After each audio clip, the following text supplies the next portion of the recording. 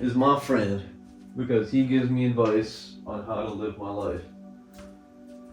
He gives me good advice, and frankly, he gives it whenever I need it. So today I will read you another poem, another spiritual piece by Khalil Gibran, while we stare at this here painting and analyze life. My name's Tarab. I make videos about emotional intelligence every day. My mission is to give you the fuel to make the very most out of your life, so we can make the world a little bit better. So, we talked about a lot of stuff in this book so far. We're page 39 out of 50 something? Yeah, 65, okay. We read a chapter on pain in the past. We read a chapter on self-knowledge, and lo and behold, here's a chapter on teaching. Al-Mustafa is going on a journey through the ocean to find more about life, to see all the beautiful things in life. And the people of Orphalese, where he spent many of his years, are like, dude, at least tell us what you saw. Like, you could at least be kind enough to bestow us knowledge. And then, said the teacher, speak to us of teaching. And he said, no man can reveal to you aught but that which already lies half asleep in the dawning of your knowledge. The teacher who walks in the shadows of the temple among his followers gives not of his wisdom, but rather of his faith and his lovingness. And if he is indeed wise, he does not bid you enter the house of his wisdom, but rather leads you to the threshold of your own mind. The astronomer may speak to you of his understanding of space, but he cannot give you his understanding.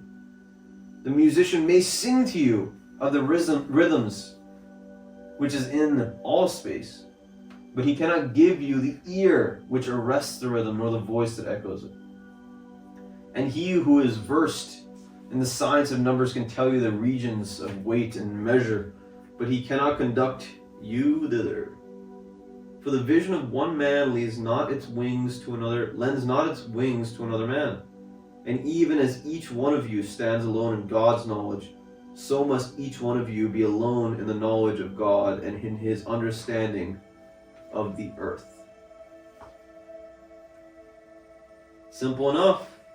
If he is indeed wise, he does not bid you enter the house of his wisdom, but rather lead you to the threshold of your own mind. Doctor means teacher in Latin. If any of you have a doctorate, you have a mission. By virtue of your degree, you have a mission to bestow the ability to get people to the threshold of their minds in whatever subject that you are a doctor in. I have a doctorate in dentistry. Sure. I have a doctorate in dentistry. What does dentistry give me? The honor, the privilege of leading people to the threshold of a lot of different things. Because dentistry is not merely doing the digging of the teeth and the extracting of the teeth. Because it is a business. It is a science, it is a social science, in fact, to try to convince people to take care of themselves. To try to convince people that you are worth trusting in some of their most private spaces in life. So when I embarked on the journey of trying to become a teacher, I told myself that the whole time I would be figuring out how exactly, whether or not I was worthy enough to give people the passage, to allow people to see the road to the thresholds of their mind. And over the years, I remember in junior year of high school, I used to spend so much time psychoanalyzing people. I would literally sit down with strangers and I'd be like, hey, let me psychoanalyze you. Very brashly, very cocky.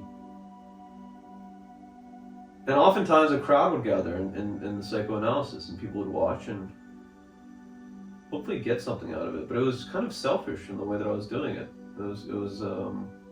I was genuinely curious about the people that I was psychoanalyzing. But I would imagine a lot of it was my own thoughts kind of placed upon them. rather than a deeper understanding of them. But at the same time, I was genuinely curious. Like, I cared about them. And the assumption was that by asking the correct questions, correct is not the right word, by asking perhaps difficult questions, out of the box questions, that I could get them to think a little bit differently in that circumstance. Not necessarily about their life, but to make that environment, to make that interaction unique enough to remember. And I hope you can see my face, but really I don't care. Teaching is a privilege. Teaching is an absolute privilege, and if you're someone that knows that you want to do that in your life, I would advise to think very deeply about how you want to go about doing that and why you want to go about doing that.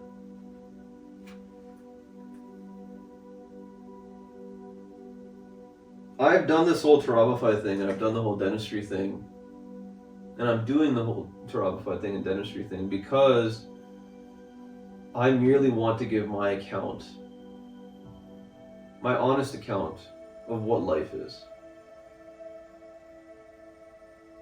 To have my journey be a documentation of what a life is. Not what the life is, but what a human life can be.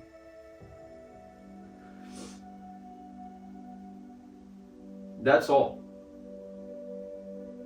A part of it is ego, a part of it is, okay, I want to accumulate wealth, and your network is your net worth, and a part of it is I want to create artwork and also get paid for it. I want to have freedom in life. I want to be known, and I want to have my community know that I care about them. Sure, that's all a part of it. But the essence of what I communicate through my artwork or through these videos is always just that. To allow people to have a different circumstance, to allow people to be a catalyst for new thought, or perhaps thoughts that I think might be valuable in making society more sustainable, compassionate, spiritual, whatever it is. And I think a lot of teachers in my life actually have done a phenomenal job of that. I think I've had a very, very lucky time with professors over my lifetime, because almost every single one of them mimicked these words and their actions the way that they taught. That it was never, no, you do things my way. It was that, try doing things this way and see where it takes you. And if you don't like it, so be it. I remember in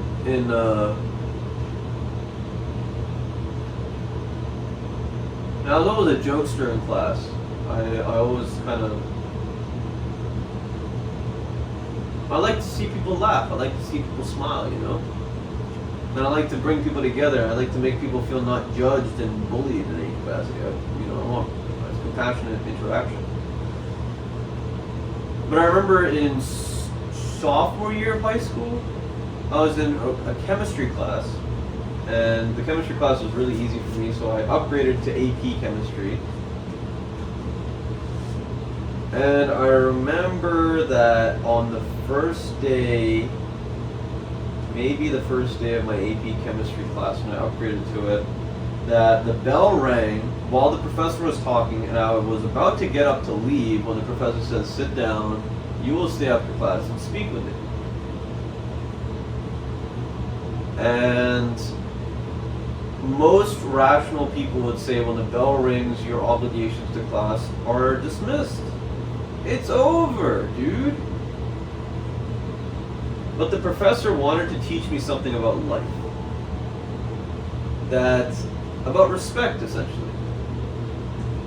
And mind you, he was a very, probably still is a very, very good chemistry professor. I still remember the cations are positive. Dr. Crisanti, Mr. Crisanti, in Farmington High. he taught me that to sit a while, to wait a while, to not have such an ego. And he didn't do it in a way that he was like chastising me. I mean, I was kind of in the right? Like, he probably knows that I'm a student and a kid and I don't really give a shit about his class, whatever. But I think he saw something in me where he was like, no, this kid deserves to know why it's important to respect people. As a teacher, he brought me to the threshold of caring about other human beings. The funny part is, about 2 years afterwards, when I was in Massachusetts, Mr. Dury in Massachusetts, I asked him a very, very difficult question, which was, how do you know if people care? Like, how do you know the depth of which people care? And that's ironic because to Mr. Crisanti, when I was sitting in class, I was someone that deserved a lesson on what it means to care, on what it means to be respectful. So I say all this to you to tell you that I have failed a lot in my life. And though these are minor failures, really small failures, these are lessons that have stuck with me for a long time because the teachers that I had the ability to make me think. They catalyzed the person that I am today. And I'm incredibly grateful for them. The musician may sing to you the rhythm which is in all space, but he cannot give you the ear which arrests the rhythm, nor the voice that echoes it. You must earn that, my friend. You must earn those ears. By driving, I suppose yourself to the threshold of your mind. Whatever aspect of your mind has a threshold that is reachable currently, go and reach that. Is my advice. Push it. I can't say you'll necessarily be happier, but I'll say that you will be you would be in a better mindset to lend teaching someone something. I hope you found this interesting. On Teaching by Khalil Gibran, my spiritual text, a wonderful, wonderful bedside book to have.